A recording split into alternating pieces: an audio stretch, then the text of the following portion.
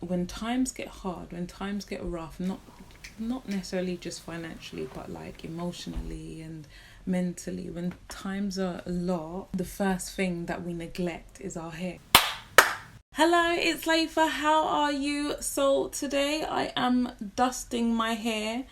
My hair's been out. My hair basically. Oh gosh, what am I trying to say? Speak English. Basically, my hair is overdue for a wash and a trim. I don't really have time to wash my hair just yet, but my scalp is actually going crazy.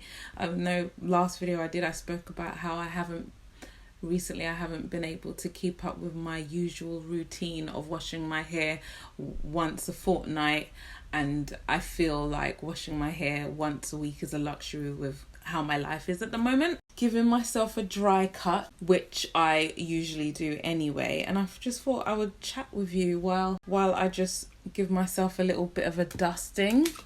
It's nothing new. I think if you've seen me do this before, I usually take my hair in sections, sometimes bigger sections than this, sometimes smaller sections, but I'm literally just going to dust off my ends. Now, dusting is great if you do it frequently because you're only taking a little bit off, but it's not like trimming, like proper cutting when you're taking lots of inches off. You're literally just taking just a tiny bit off. And I think dusting is really effective if you're doing it frequently, little and often. That's the key. I think that's the gem with dusting. Kind of like just detangling it a little bit, and I'm just going to take off the ends. Now, if you were to dust, or if I was to do it as frequently as I wanted to do it, or as I would like to do it, I would say every 6 to 8 weeks. Take off a tiny bit of hair every 6 to 8 weeks and dust the hair when it's stretched. That's what I would advise. Well, that's what I would advise. That's what I would wish I was able to do. So currently I've only been dusting my hair every time I take out my braids. I say over 6 months, a good 6 months at least, maybe longer, who knows. But that being said, I probably haven't been taking the best care of my hair in braids because I just haven't been treating it well. I haven't really had the time to, or wanted to at all. Even if I had the time, I just didn't feel like looking after myself. And it kind of goes into almost what I want to talk about today. I don't really know if I want to talk about it, but it's that whole idea of grieving and dealing with loss and just the crapness of it, and how it's a reality that we all have to face at some point, that we're all gonna lose somebody that we love. Like, there's nothing certain in life, nothing certain, but the one thing that is certain is that we're all gonna die one day. And I know that sounds very sort of morbid and just not very positive, but that is the truth of the matter. Like, what do you want people to say about you, or what do you want people to know about you at your funeral? Like, what do you want people to say? So it's about having a positive impact in the world that you're in the community, the society that you're in, just trying to play your part and just show love to people. I think definitely it's been crazy for me it's just been a night, like, I don't know, I feel like it's been a nightmare, if I'm honest with you. It just hasn't been very nice, but such is life, and I wish I could just go on and not talk about it. But when it's something so heavy, so like big, so like a big part of me has just gone, what do you do? Do you know what I mean? I've kind of just gone into a slump of not taking care of myself, my skin, my hair, my body, my weight, yeah. And that also goes into my hair. My hair has definitely been neglected, despite it having been in braids. I would have thought that, I suppose typically speaking, my hair would have been in a somewhat better condition than what it is in right now. This is just, I don't have my spray bottle, so if you're wondering, I'm not combing my hair dry. I'm actually getting like, my hands are slightly wet and I'm dipping my hands in a cup of water just so that I can wet my hair a little bit. How does somebody deal with loss? How does somebody deal with losing somebody that is so dear to you, your best friend, your everything, basically, the first person you loved and the first person that loved you? Like, how do you, I don't know, it's a lot. I think it's a lot. It's just a bit mind-blowing. It's a lot to wrap my head around, and I wish I could, like, I'm trying to find ways of expressing myself without being harmful to myself or to others. I'm trying to find a way to articulate what is really going on inside, because words cannot describe it. Only if you've been through it. Only if you've been through it, then, like, you really get it. Do you know what I mean? Only if you've been through it, you get it. Somebody advised me, somebody who had been through it said, try not to feel self-pity.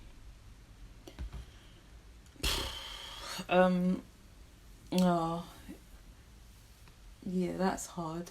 There's a lot of emotions. It's sadness, it's anger, it's guilt, it's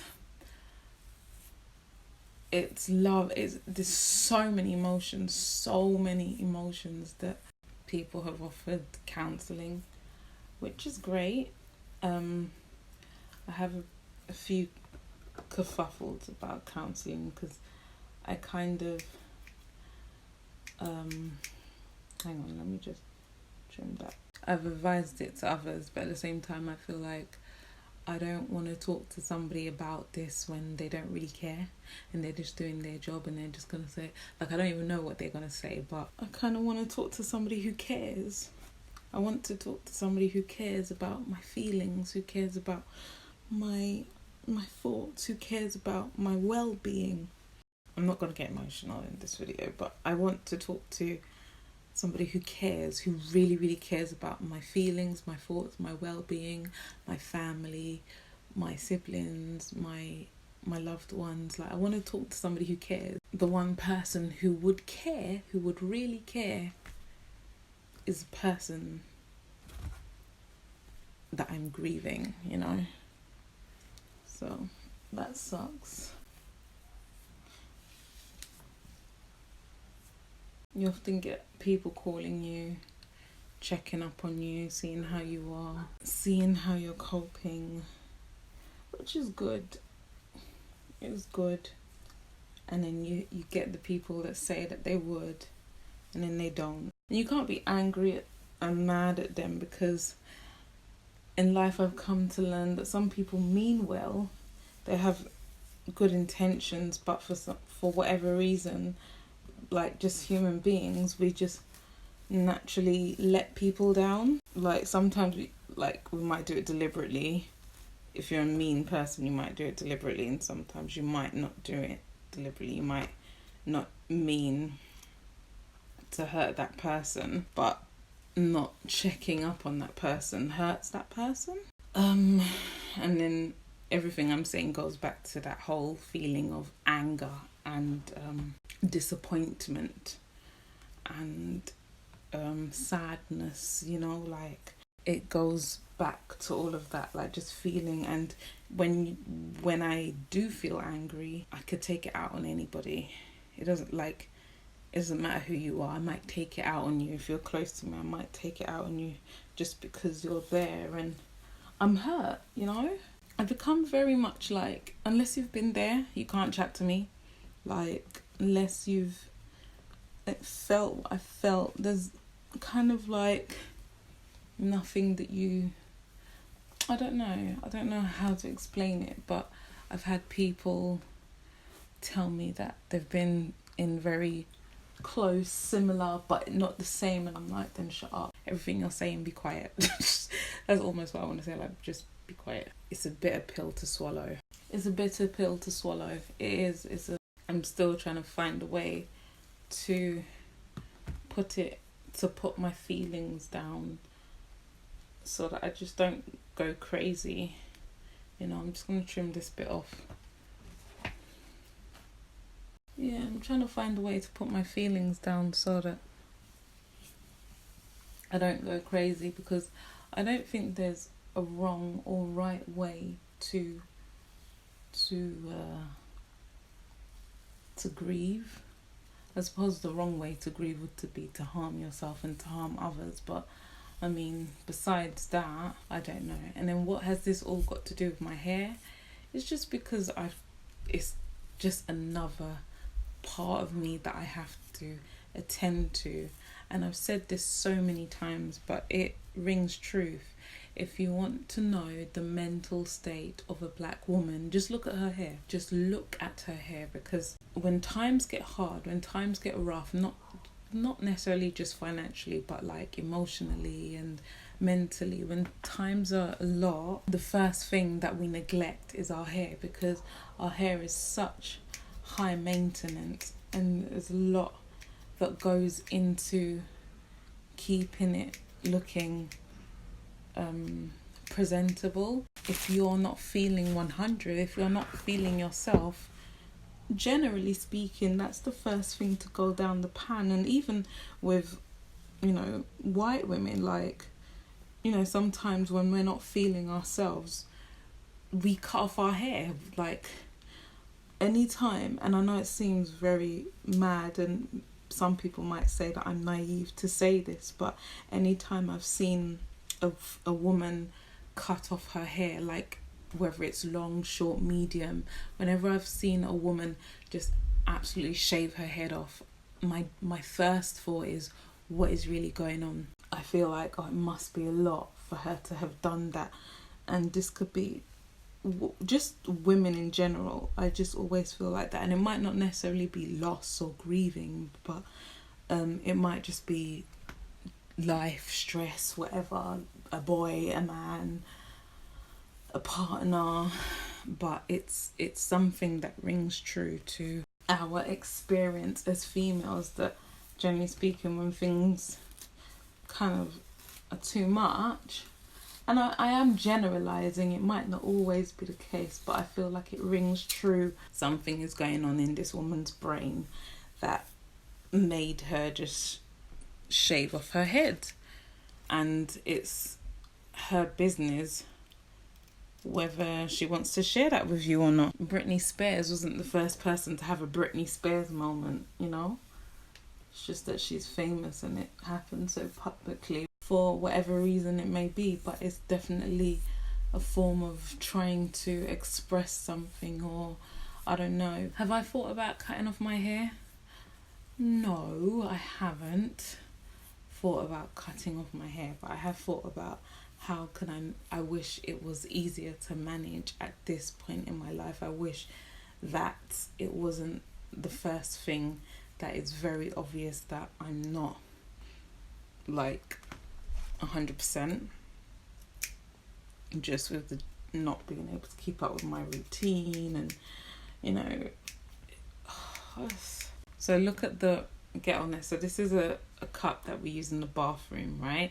And I'm literally, because I can't find my spray bottle, I'm just dipping my fingers in like that, and then I'm just running it through my hair.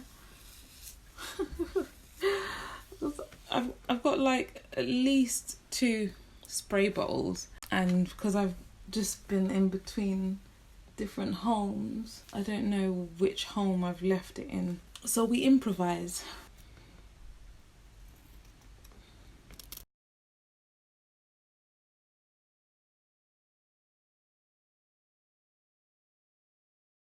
So the ones that look fresh, this one is not fresh, are the ones that have been trimmed, and I haven't added any product to my hair just because I don't want the build up. I don't need the build up. My hair is due for a wash, and because I'm just not ready to wash my hair yet, because it's gonna have to be quite an intense routine, and I'm going out quite early tomorrow, so I just don't want to be tired tonight. So the least I could do is just prep it, in the sense of giving it a bit of a dusting, so that when I do come round to, I should mark the date that I dusted my hair so that I know when to do it again, so that I'm not overdoing it. Then we go up and down the twist, so all the fray bits that are just like, we just kind of go up and down.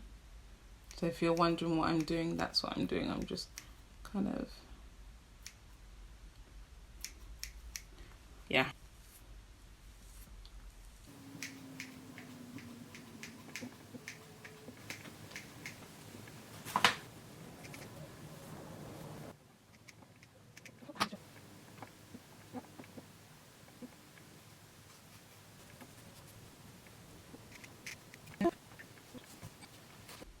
Yep, that's it.